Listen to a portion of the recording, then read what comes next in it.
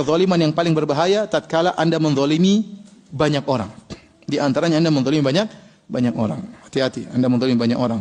Tidak sama dengan Anda menzalimi orang lain, satu orang, tidak sama. Kalau Anda menzalimi satu orang, Anda akan disidang oleh Allah dengan orang tersebut, yang sidang Allah Subhanahu wa taala. Tapi kalau Anda menzalimi banyak orang, repot, yang nuntut Anda banyak kali. Banyak sekali yang nuntut Anda. Ya, ini biasanya berkaitan dengan kepemimpinan. Hati-hati. Pemimpin yang adil pahalanya luar biasa. Nabi SAW mengatakan, sab'atun yudhilluhumullah fi yaumin la dhilla illa dhilluh.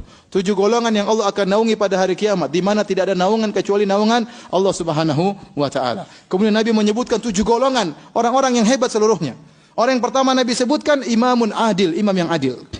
Ini orang paling hebat. Bahkan Ibnu Taimiyah mengatakan afdhalul mujahidin, orang imam yang adil, pemimpin yang adil. Saya katakan bupati yang adil, gubernur yang adil, presiden yang adil, menteri yang adil, inilah mujahid yang terbaik. Kenapa? Dia berusaha memberikan kebaikan bagi negerinya, bagi masyarakat yang banyak. Kalau dia mengeluarkan suatu hukum, suatu peraturan yang itu baik, maka yang merasakan kebaikan tersebut banyak orang, maka pahalanya luar biasa. Makanya Nabi tatkala menyebutkan 7 golongan yang dinaungi oleh Allah pada hari kiamat di padang mahsyar, tatkala matahari jaraknya 1 mil, yang pertama Nabi sebutkan adalah pemimpin yang adil. Tapi sebaliknya, kalau ternyata dia bejat, ternyata dia membuat peraturan-peraturan yang menyiksa masyarakat, dia korupsi, ngambil uang demi kepentingan pribadinya, dia mengorbankan kebahagiaan masyarakat demi kebahagiaan dirinya, maka dia akan binasa pada hari kiamat. Kenapa? Yang akan tuntut dia banyak orang. Yang akan tuntut dia banyak orang.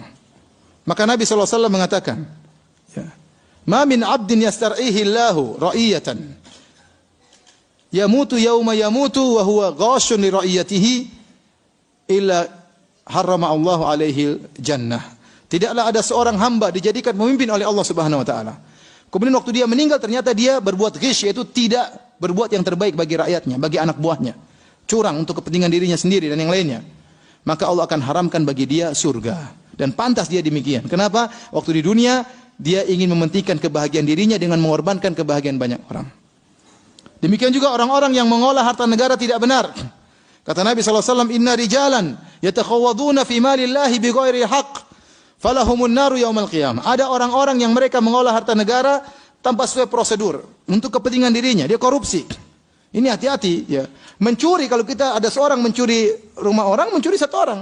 Tapi kalau korupsi dia mencuri harta rakyat, hati-hati. Dosanya tidak sama. Dosanya tidak sama. Kata Nabi SAW, falahumun naru yaumal qiyamah. Bagi orang ini yang mengolah harta negara tidak sesuai dengan prosedur, tidak benar, ya, maka bagi mereka neraka pada hari kiamat kelak. Antum bayangkan ada orang dikasih proyek buat aspal jalanan 10 kilo. Kemudian dia korupsi. Aspalnya dibuat tipis, dibuat sempit. Ya. Dikurangi sedikit saja. Ketebalannya harusnya 5 cm, mungkin diambil 2 cm, tinggal 3 cm. Kemudian lebarnya dikurangi berapa? 10 cm lah. Kali 20 kilo, duitnya miliaran. Dia sudah hitung, pintar hitung dia. Ya. Sebelum korupsi dia sudah hitung baik-baik ya.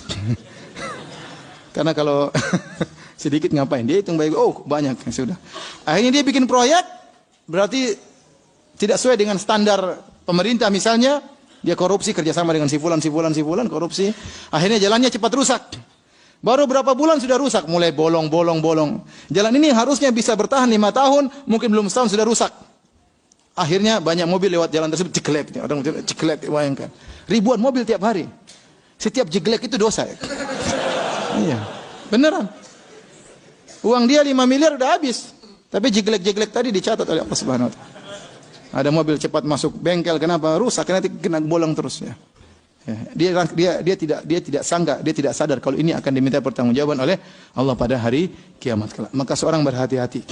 Jangan sampai menzalimi banyak orang.